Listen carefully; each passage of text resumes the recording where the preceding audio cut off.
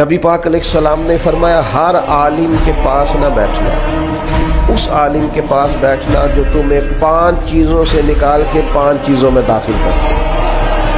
یا رسول اللہ صلی اللہ تعالیٰ علیہ وسلم کون کون سی؟ تو حضور نے فرمایا اس عالم کے پاس بیٹھنا جو تمہیں شک سے نکال کے یقین کی طرف لے آئے۔ دوسرا، وہ تمہیں ریاکاری سے نکال کے اخلاص کے زمرے میں لے آئے۔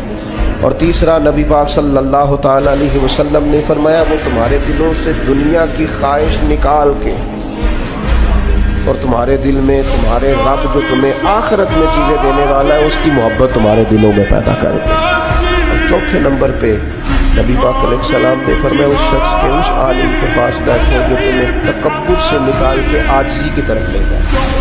اور پانچواں، اللہ کے محبوب علیہ السلام نے فرمایا اس عالم کے پاس بیٹھو جو تمہیں دشمنی سے نکالے اور خیر خواہی کی طرف لے جائے، جس کے پاس بیٹھنے سے عداوتیں نہ بڑھے بلکہ تمہارے دل میں خیر خواہی کا جذبہ۔ یہ 5 چیزیں خود رسول کریم نے بیان فرمائی۔